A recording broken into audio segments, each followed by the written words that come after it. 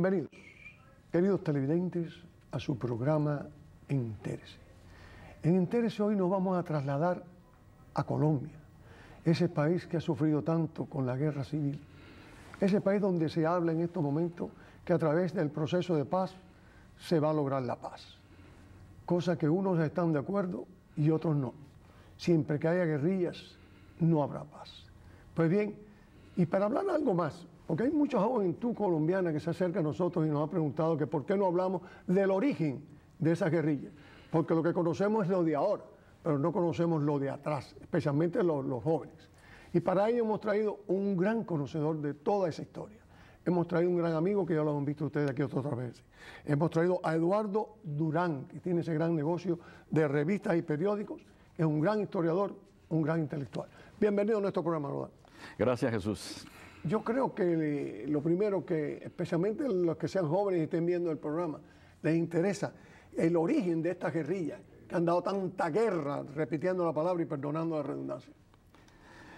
Curiosamente, las guerrillas, la FARC concretamente, son el fruto del acuerdo de paz entre liberales y conservadores. Todos sabemos que desde 1810 hasta 1958 hubo un enfrentamiento a muerte entre liberales y conservadores por el poder político en Colombia. En el año 58 se ponen de acuerdo y crean el Frente Nacional, y fruto de ese acuerdo nacen las guerrillas. ¿Cómo nacen? Cuando estaban en lo más crudo del enfrentamiento, que es en lo que se llamó en Colombia la gran violencia, que fue de 1946 al 58, cuando estaban en ese enfrentamiento, que no era una guerra civil, sino era una guerra larvada, donde el gobierno procuraba apoyar unos actores por debajo de la mesa, y la oposición, que era el Partido Liberal, apoyaba otros actores también por debajo de la mesa. El gobierno apoyaba básicamente a unos grupos que diríamos hoy que son paramilitares. Fueron los famosos chulavitas y los pájaros. Esos se encargaban de exterminar liberales. Los liberales, a su vez, crearon grupos también armados para defenderse y, por supuesto, exterminar conservadores, que fueron las famosas guerrillas, pero dentro de las guerrillas había guerrillas liberales, bandoleros propiamente, que son criminales natos, que se unieron también a ese proceso, porque en el desorden pues sale lo peor de cada país. Y las guerrillas comunistas, que venían ya funcionando como autodefensas campesinas, llamaban ellos. Entonces son tres grupos de guerrillas enfrentados a los dos grupos de estos paramilitares.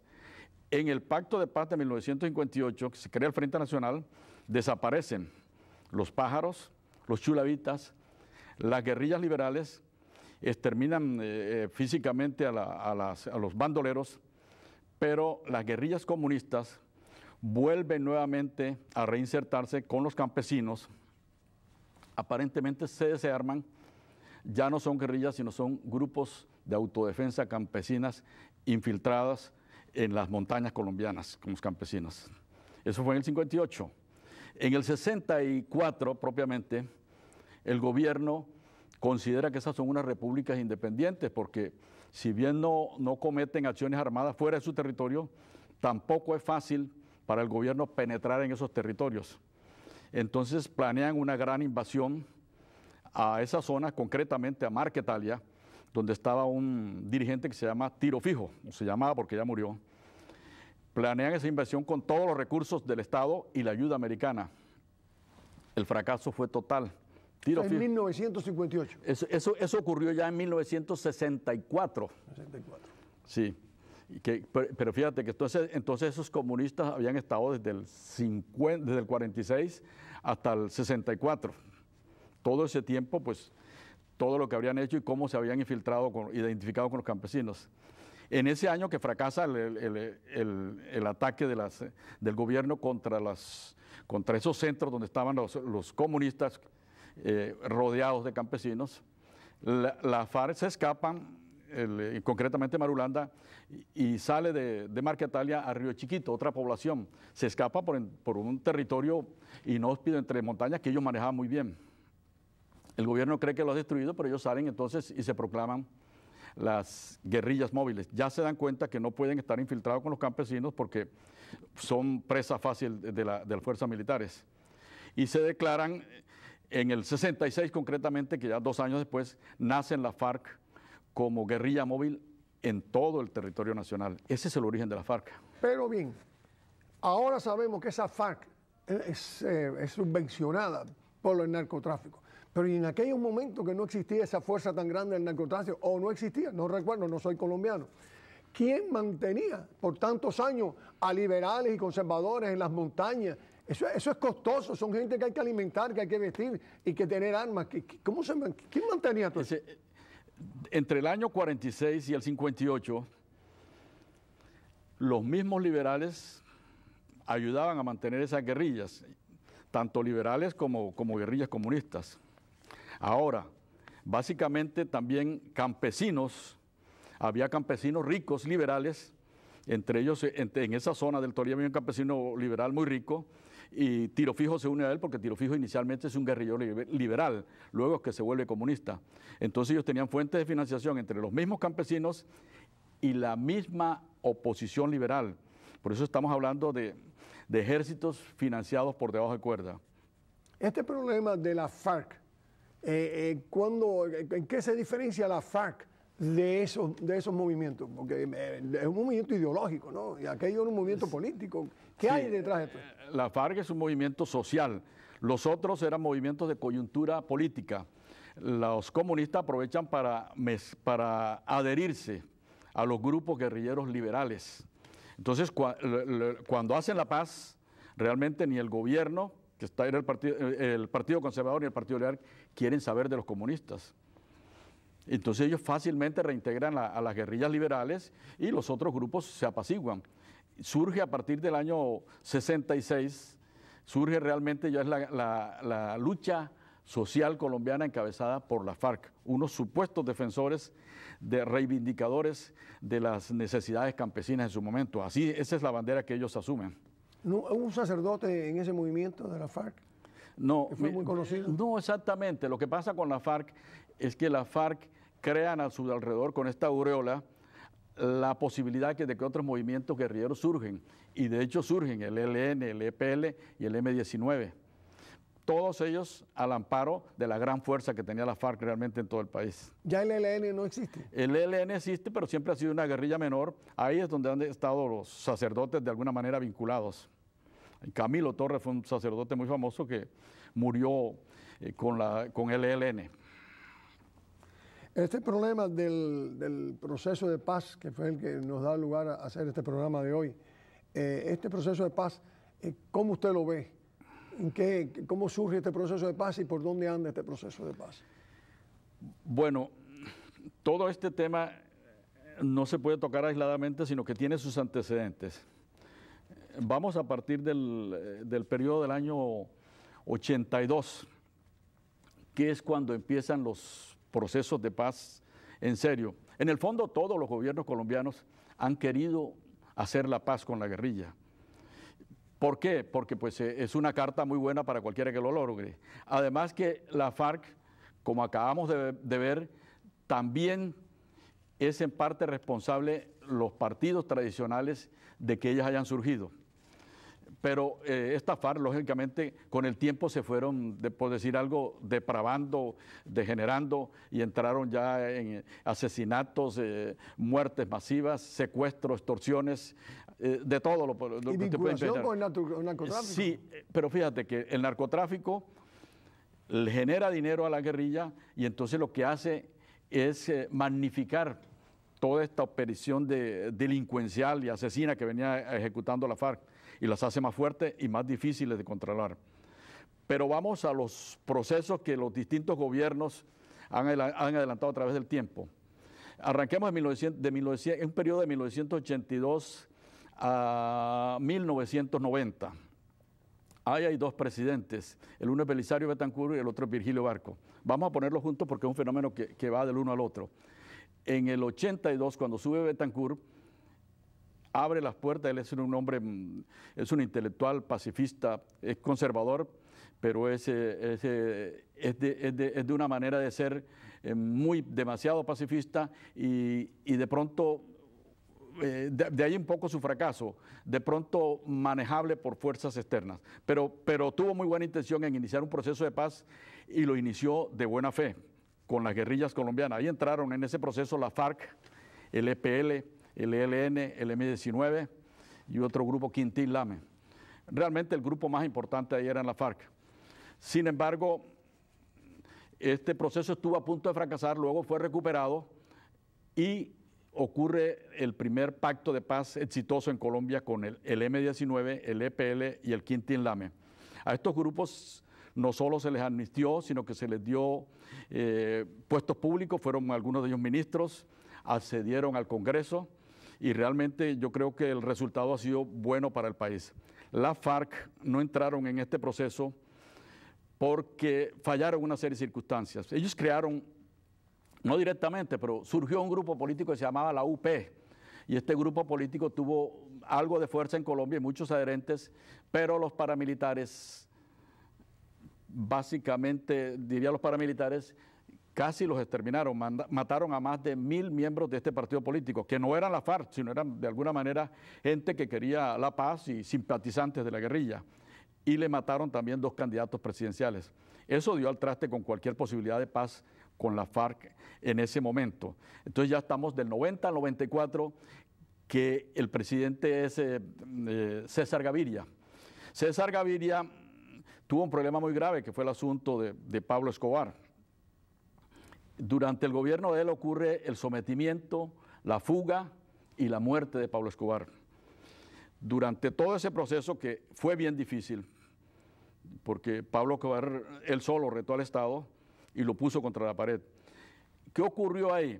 Que el gobierno, para tener éxito en exterminar a Escobar, permitió, algunos dicen que se alió, pero de todas formas permitió la ayuda de ciertos grupos de narcotraficantes y de paramilitares.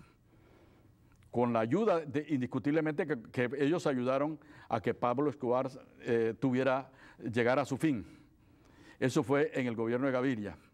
Todo esto es interesante porque nos va mostrando cómo fuerzas al margen de la ley van no solo fortaleciéndose en el caso de la FARC, sino que van penetrándose, como en el caso de los paramilitares, y teniendo contacto con las fuerzas legales armadas colombianas. Este es un problema que va envolviendo a toda la sociedad colombiana. Luego viene el gobierno de 1994 al 98 de Ernesto Samper. Estalla el escándalo del llamado Proceso 8000, donde se le acusa de recibir financiación de los narcotraficantes y de ciertos grupos de paramilitares para ganar las elecciones. Samper, durante todo el tiempo, estos 4 años, fue un gobierno débil. Un gobierno débil facilita el fortalecimiento de todas las fuerzas que están al margen de la ley, porque les interesa combatir al gobierno, les interesa el gobierno débil. Ahí, en ese periodo, donde la oposición fue feroz contra Samper, la prensa también, los Estados Unidos le quitaron la visa a Samper y desertificaron a Colombia. Desertificaciones quiere decir que lo que estaba haciendo ella en materia de narcotráfico no era avalado por los Estados Unidos y que lo habían hecho mal. Exacto. Eso fue gravísimo porque desestabilizó totalmente el país y Samper no se cayó. Entonces, de este periodo surgen unas guerrillas súper fortalecidas y también un grupo de paramilitares dando candela. Entramos en el gobierno de Andrés Pastrana, que es del 98 al 2002. En este momento los Estados Unidos se dan cuenta que hay que ayudar a Colombia a fortalecer sus instituciones porque el país se está desbaratando. Pastrana sube a la presidencia con el compromiso de un proceso de paz con la FARC. Esa parte de él es la gran debilidad del gobierno de él, porque entra a conversar con la FARC, le cede 42.000 kilómetros cuadrados de territorio y entra a conversar ellos sobre todo. Desde el comienzo, Tiro Fijo no se presentó a la mesa de negociaciones, se llamó la silla vacía. Pero Pastrana hay que abonarle que creó el Plan Colombia. el Plan Colombia, ¿en qué consistía? En que los Estados Unidos básicamente apoyaban al gobierno colombiano y a la institucionalización del gobierno. Les daba dinero, asesoría, y le interesaba también el proceso de paz, porque Pastrana les vendió un punto que era importante por ellos, que a través del proceso de paz se iba a llegar a una solución del problema de las drogas, que era lo que le interesaba a los Estados Unidos. Durante el gobierno de Pastrana, inclusive toda esa ayuda americana, los americanos no permitieron que se utilizara contra las guerrillas, sino al final del proceso, cuando ya se reventó el proceso de paz con las guerrillas, que ellos no estaban interesados en ese momento en hacer ninguna paz porque eran, si no igual de fuertes, de pronto un poquito más fuertes que las propias fuerzas gubernamentales. Oiga. El gobierno, las Fuerzas Armadas colombianas pasan de alrededor de 100.000 hombres a 400.000 gracias a la ayuda del Plan Colombia. Ese es el balance del gobierno de Pastrana. Entonces es una FARC súper fortalecidas, pero unas instituciones ya en vía de fortalecerse y unas Fuerzas Armadas con capacidad para combatir las guerrillas. Es interesante. Ahí viene el hombre indicado, que fue del 2002 al 2010, fue Álvaro Uribe Vélez. El indicado porque era el hombre, eso fue escogido porque los colombianos, yo digo la clase política colombiana y dirigente, acertó en escoger la persona que realmente tenía un carácter fuerte, mano dura, inflexible. Educado en Estados Unidos. Sí, educado en los Estados Unidos. Tuve el apoyo total de los Estados Unidos y de los colombianos. Y realmente pacificó al país. Gracias en parte también a que ya las Fuerzas Armadas estaban fortalecidas por el Plan Colombia que había generado. No, le dio unos golpes a las guerrillas. Le dio duros golpes, fue el caso de Raúl Reyes, que era el cabecilla de las guerrillas, que cometieron, pues decir, se le fue la mano porque fue allá en Ecuador, pero en ese momento todo era válido porque había que hacer algo. ¿Y los paramilitares? Que hace tiempo que no se habla de eso. ¿Se acabaron, no se acabaron? No. ¿Están presos? ¿Qué ha pasado con los paramilitares? El problema de los paramilitares es que ellos seguían ahí y de alguna manera, como vimos que ayudaron a acabar a Pablo Escobar, ellos siguieron infiltrándose dentro de la sociedad colombiana. Bueno, hay una diferencia entre el grupo, para verlo así. El paramilitar no es enemigo del sistema político en el que está inserto. Él no es enemigo del Estado. La guerrilla sí lo es. La guerrilla en ese momento quiere acabar con el Estado y quiere montar por decir algo, su comunismo cabalgante en el país. Exacto. Hacer reparto de tierra y acabar con todo esto. Las paramilitares, por el contrario, a pesar de usar recursos, yo diría que iguales a los que usaba la guerrilla, la misma violencia, generaron desplazamientos de campesinos, pero tenía de todas maneras una identidad con las fuerzas estatales y con el Estado en general. Entonces, ¿tú con cuáles tienes más tolerancia? ¿Con los paramilitares o con la guerrilla? ¿Con el que salía conmigo? Sí, entonces pues el que te está ayudando en ese momento a combatir el mal más grave del país, que eran las guerrillas, pues si no lo apoyas, por lo menos lo toleras. Y ellos aprovecharon para crecerse sustancialmente. Durante el gobierno de Uribe también está el proceso de paz, pero con los paramilitares.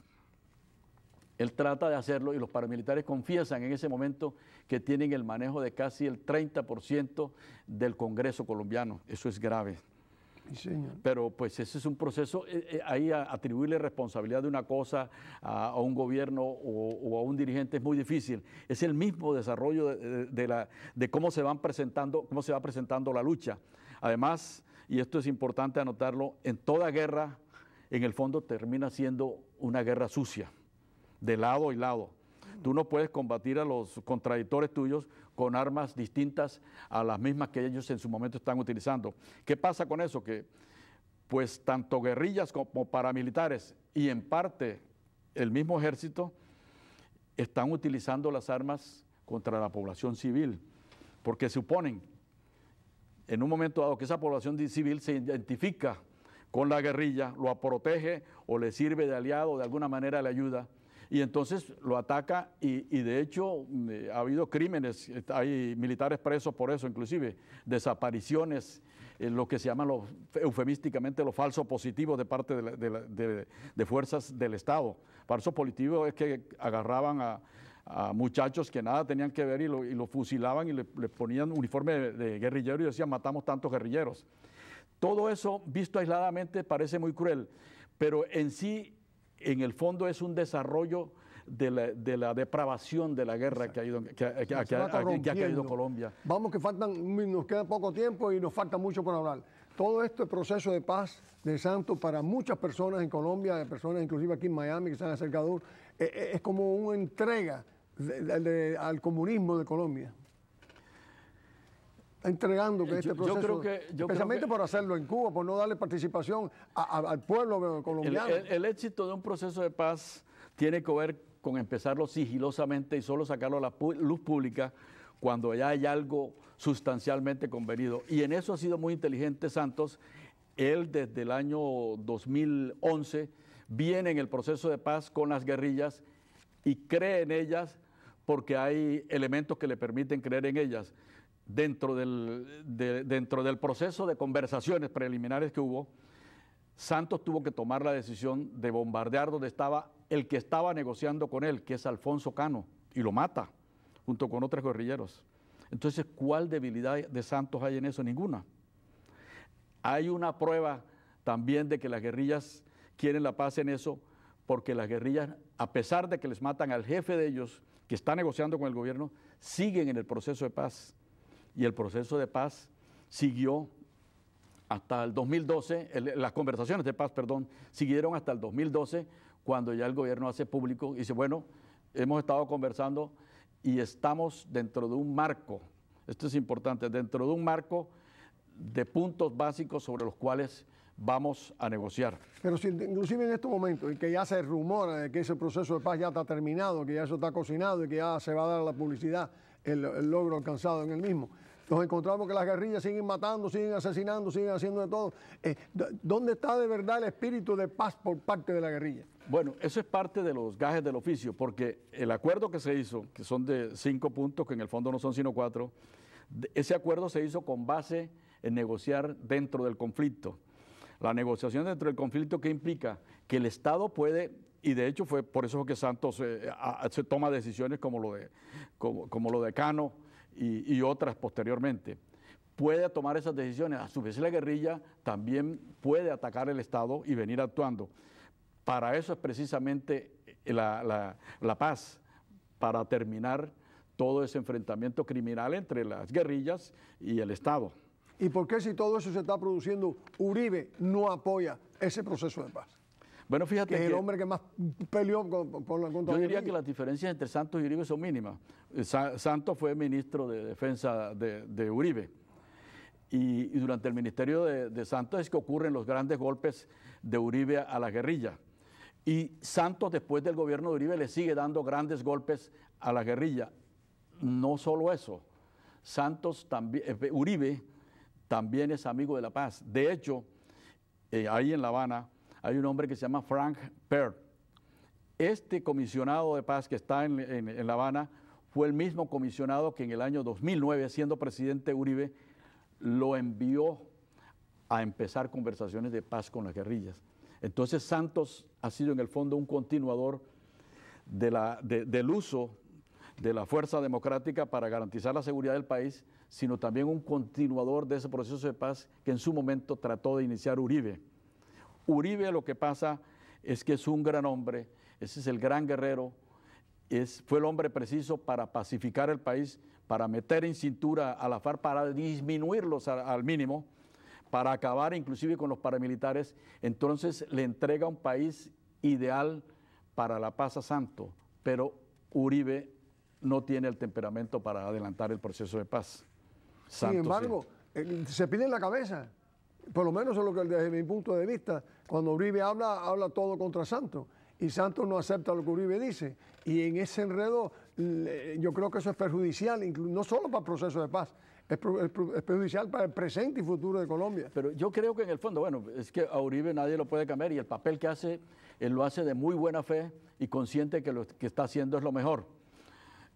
Y en parte de pronto, paradójicamente, está ayudando a Santos a lograr el éxito en el proceso de paz porque le está diciendo a la guerrilla de que si no terminan rápido el proceso de paz, este proceso se va a acabar y políticamente la línea de Santos no va a tener sucesión, sino que va a salir, es una línea uribista la que va a gobernar el país, con la cual no va a haber ninguna posibilidad de proceso de paz. ¿Qué decisión pueden tomar las guerrillas? Pues acelerar el proceso de paz y llegar al final, que está cerca además, porque los puntos del proceso de paz, que es las tierras, una reforma rural integral. El segundo punto, no segundo punto, porque son 5 puntos que se van tratando independientemente del orden en que estén firmados. El de las tierras, el otro es el de participación política, el otro es la solución al problema de las drogas. Esto es importante porque eso garantiza el apoyo de los americanos también. Y el otro es la reparación de víctimas. Estos 4 puntos llegan al punto final, que es el final del conflicto armado. De estos 5 puntos, en realidad solo hay un punto que es esencial y por el cual surgieron la FARC, que es el de tierras. En Colombia hay una inequidad en la distribución de tierras, sin embargo ya hay una ley de tierras y hay una reparación de víctimas que Santos ha estado ejecutando independientemente de cómo vaya el proceso de paz. Pero ya se pusieron de acuerdo en la reforma rural integral. Una reforma agraria. Sí, ¿y es similar a la reforma agraria que realizó el comunismo en Cuba? No, esta reforma rural integral parte de la base de los territorios baldíos. Es que el país, Colombia, tiene más de, se calcula que 40 millones de hectáreas para repartir. Me quedan muchas preguntas por hacer, pero volvemos a lo mismo de siempre. El tiempo es inexorable y se acabó. Así que muchas gracias a Eduardo Durán. Creo que hemos aprendido bastante del origen de esta dichosa guerrilla que tantos problemas han traído a Colombia. Sin más, se despide de ustedes. Hasta el próximo domingo. Jesús Angulo.